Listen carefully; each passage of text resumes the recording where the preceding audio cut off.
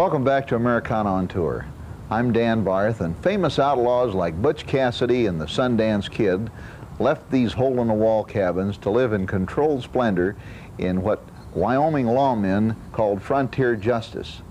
Today we visit the territorial prison at Laramie and the Rawlins State Penitentiary and take a closer look behind the bars of these famous historical institutions of frontier justice. The territorial prison at Laramie, Wyoming was built in 1872. It remained in active public service until 1903, and today it is known as the place where justice tamed the West.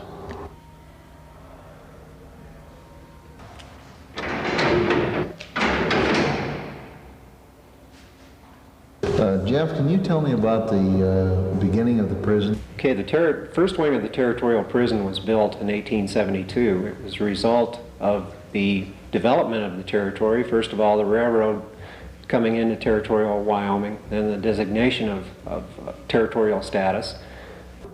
The territorial legislature got together in 1870 and selected Laramie City as the location for that penitentiary.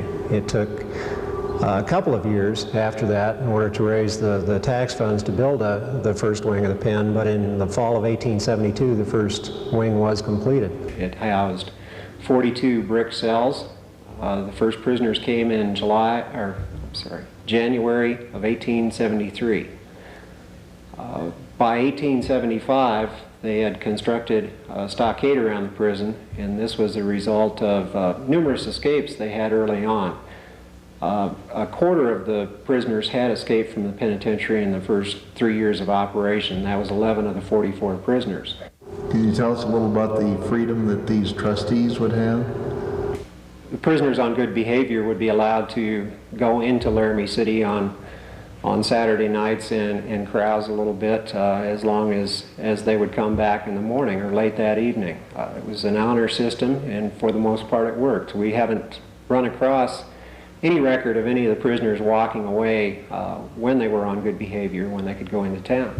There was a partial industry going on here too, wasn't there? A commercial industry by the prisoners. There was.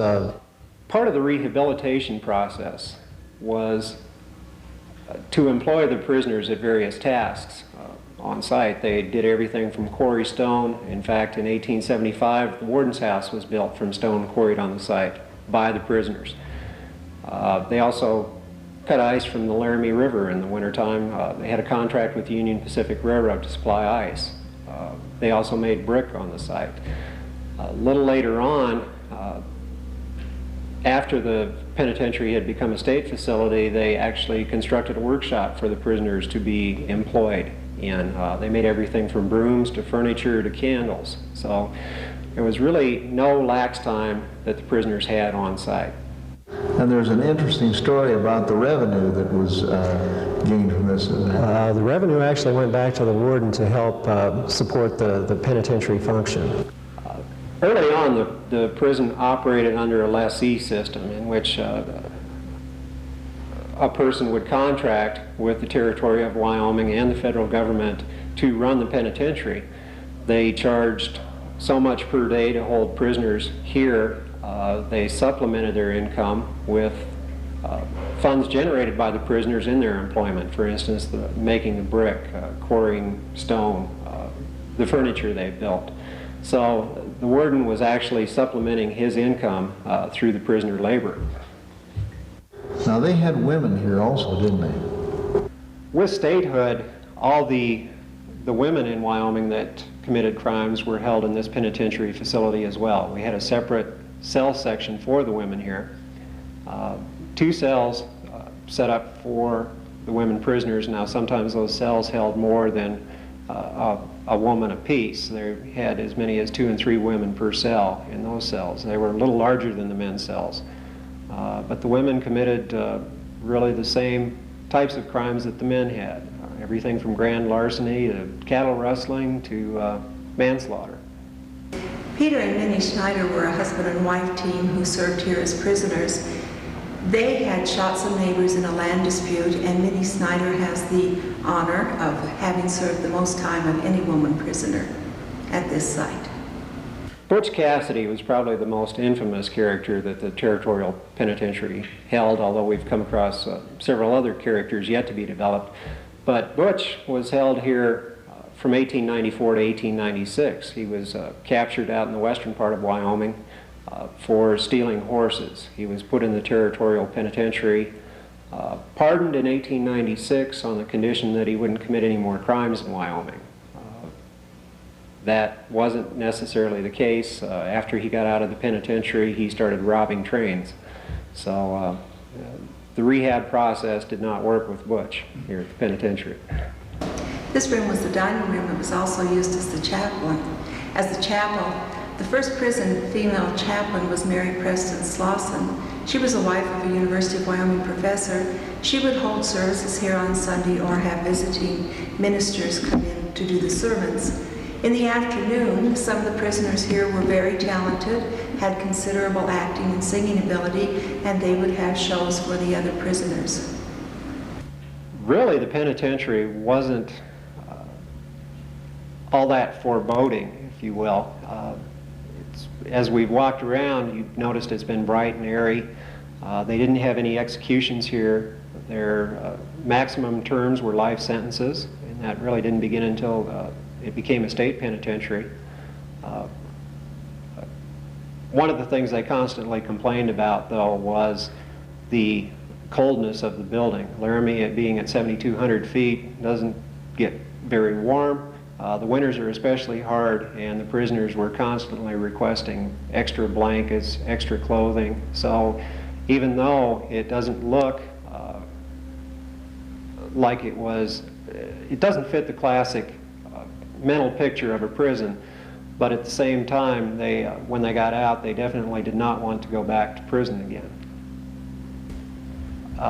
Two sections of the building, the first built in 1872, the cell block housed 42 brick cells. They measured 6 by 8 feet, and they were designed for 2 prisoners in that small space. In 1889, they constructed an additional wing that housed 42 steel cells. The cells got a little bit smaller at that time, 5 by 7 feet, and again designed for 2 prisoners. Here at the warden's office of the Laramie Territorial Prison, over 1,000 prisoners came and went during its use. It proved to be truly the place where justice tamed the West.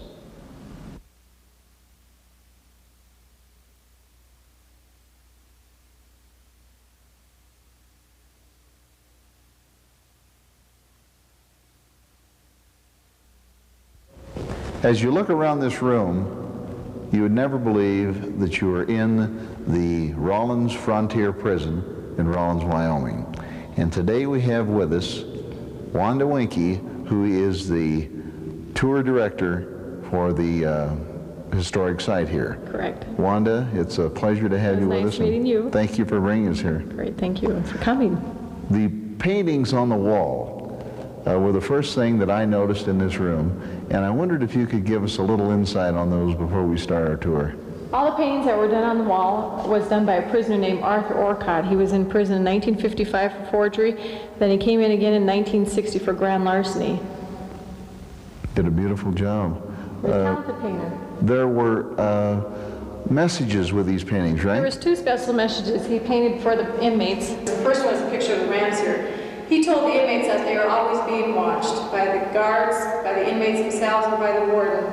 No matter where you are in this room, you always have the rams watching you. The other painting he did for the inmates was a painting of the railroad tracks here. He told the inmates to always stay on the right side of the tracks, meaning he hoped they would never commit another crime and land back up in prison. As you can see right now, we're on the right side of the track. And as far left over as you can get in this room, you will always be on the right side. The prisoners were given the privilege of painting their own cells. Sometime during the 81 years of the history of this cell, an anonymous prisoner left a self-portrait, which you see here. Prisoners arriving at the turn of the century here at Rawlins Penitentiary found little change in conditions. However, with the addition of electricity and plumbing after 1916, conditions rapidly improved, and it proved to be a more modern facility. Okay, I'd like to demonstrate the hanging apparatus. It was invented by James P. Julian. He was an architect from Cheyenne, Wyoming. He invented the apparatus because he felt nobody should take the responsibility of hanging the inmate. With the apparatus up the way it was, the inmate actually hung himself. Now, the warden would tell the inmate when he was ready to step on the trap door. When the inmate stepped on the trap door, that immediately pushed down this valve right here. The valve led into the water can. Water can would be filled with water. There would be a weight system over here. When you pushed on the valve, that would immediately release the water, and the water would start to drain out. It was mental torture for these inmates. They'd be up on the trap door for about a minute and a half, and they could hear the water draining out. And they knew once the water was all gone, it would just be a matter of seconds before their life was over.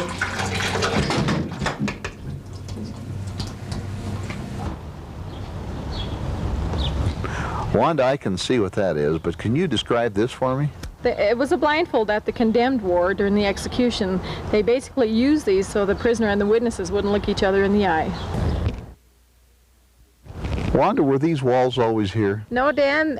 In 1912, the prisoners burnt down the wooden stockade, and then in 1914 they built up the wall, and 13,000 inmates have passed through these walls. As you can see, these prisons played an important part in the taming of the West. Today, Americana on Tour visits Butch Cassidy's hole-in-the-wall cabin along with many other historic original buildings at Old Trail Town in Cody, Wyoming, coming right up after this commercial message. In the weeks to come, we will step back in time at Living History Farms, Des Moines, Iowa, and chat with the general storekeepers and the town doctor, and witness the evolution of farm life from pioneer times to the present. We will venture to the Old West, where the series will take you to abandoned gold mines and try our hand at panning for the elusive metal which drove so many to despair. We will visit the most significant military sites along the famous Oregon Trail for a glimpse of the everyday life of the people stationed there and the exploits of pioneers passing by on their way west. We will take you behind the bars of the frontier prisons to discover their role in the taming of the West and spend several enjoyable hours with our old friend Bill Cody for a personal glimpse of his world-famous grandfather, Colonel William F. Buffalo Bill Cody.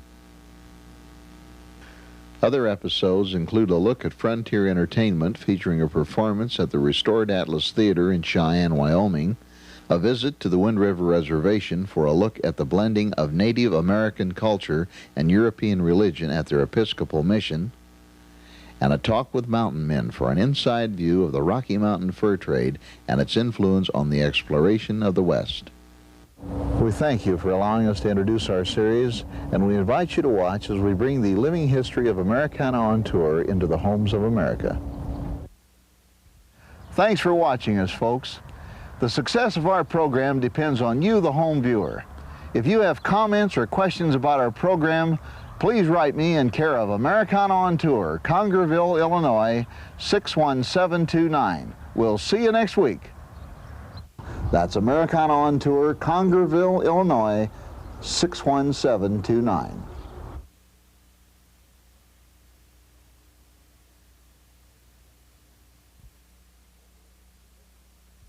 Well, Bob, this is probably one of the best preserved sites I've ever seen. And whatever possessed you and how did you do this?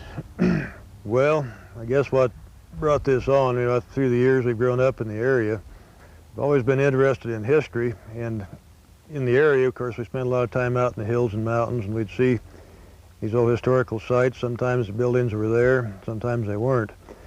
But we'd come back and discover something had been burned down or torn down, and we just kept seeing these places being destroyed through the years. And so finally, after doing some archaeological work at the museum, doing the Mummy Cave project, we finished that, and it just seemed like it was more important to start preserving the historical material than the buried archaeological sites that were somewhat protected just from being buried.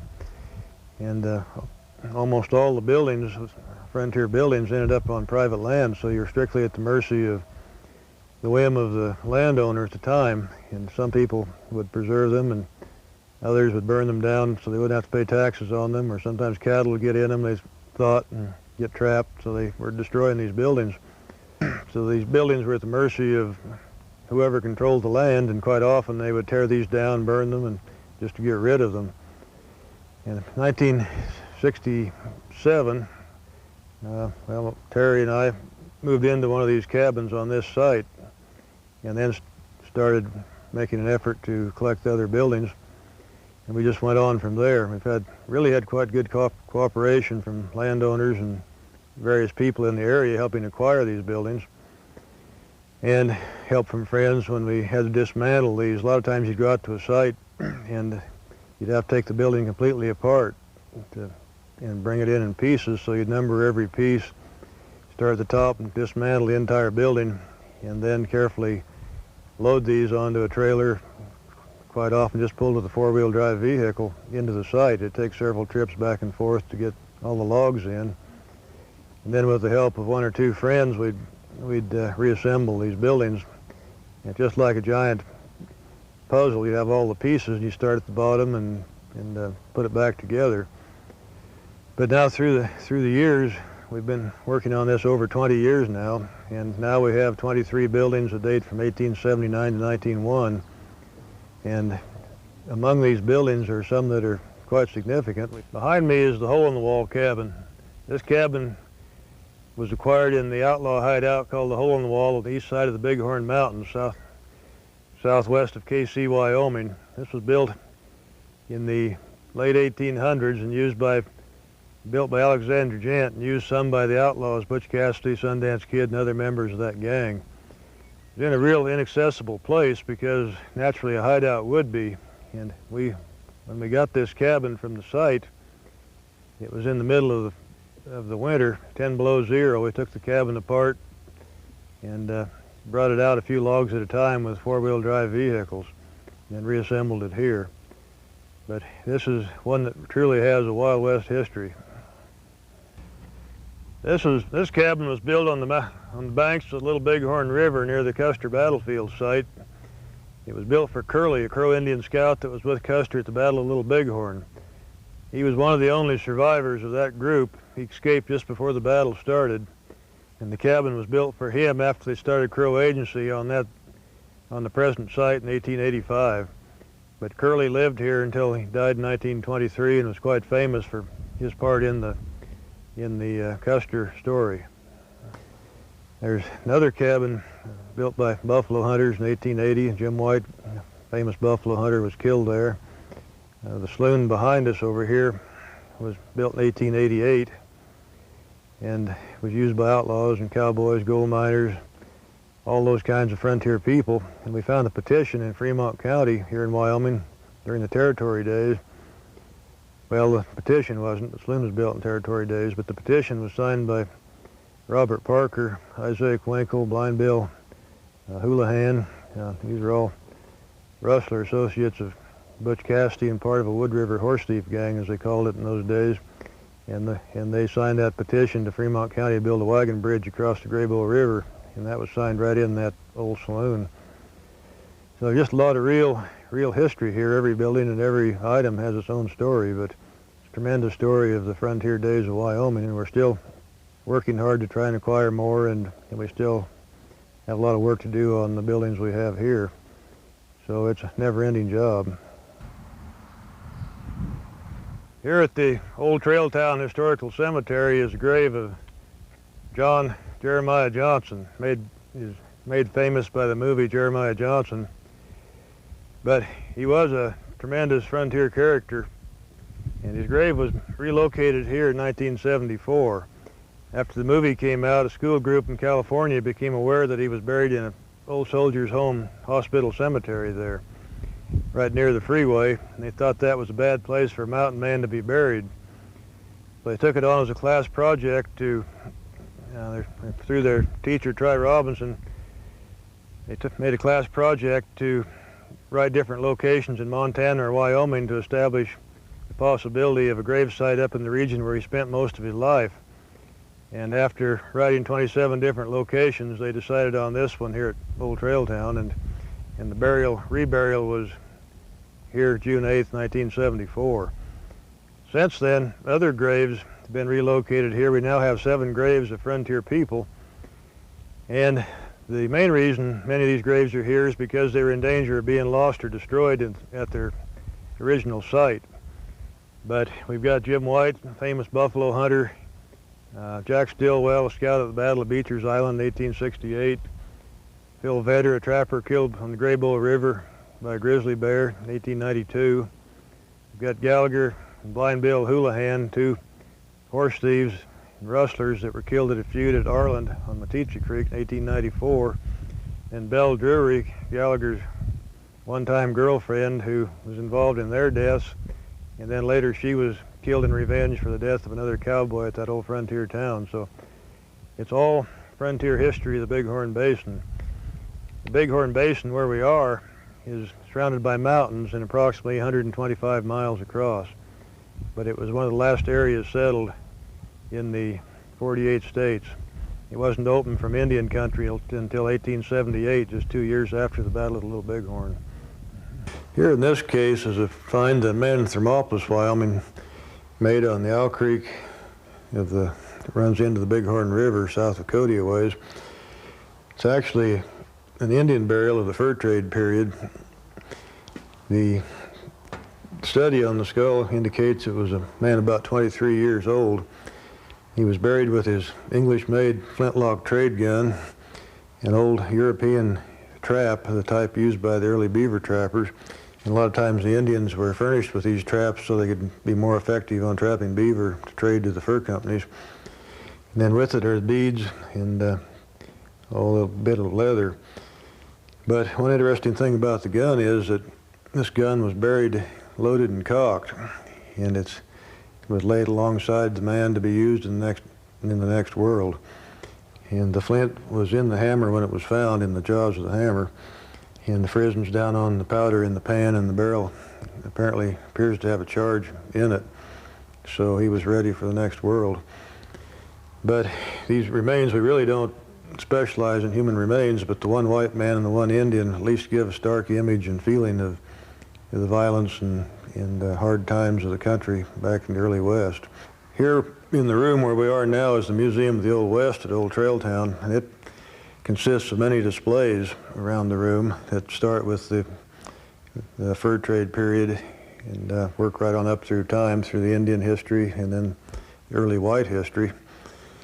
And these displays are full of material that have been found in the region. There's old rusty guns that have been found out in the hills, Indian items, ox yokes that were used on the old trails, just a little bit of everything, even prehistoric material down the center that represent the early inhabitants of the region that go back at least 10,000 years. Bob, we sure thank you for having us here and introducing us to the museum. We'd like to come back, and maybe next time you'll take us on one of your archaeological expeditions. Well, that'll be fun, Dan. There's a lot of beautiful places in these mountains, interesting Indian sites, Indian caves and things of that sort, so there's some super stuff out there. We'll look forward to that. That's a deal. You're a good friend. Okay, Thanks. Thank you, Dan. Join us next week, folks, on Americana on Tour.